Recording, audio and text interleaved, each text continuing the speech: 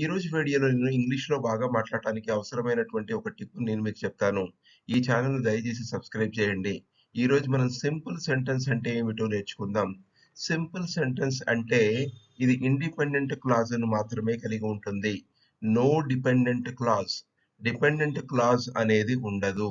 అంటే మనం ఆధారపడేటటువంటి క్లాజ్ ఉండదు. క్లాజ్ అంటే గ్రూప్ ఆఫ్ వర్డ్స్.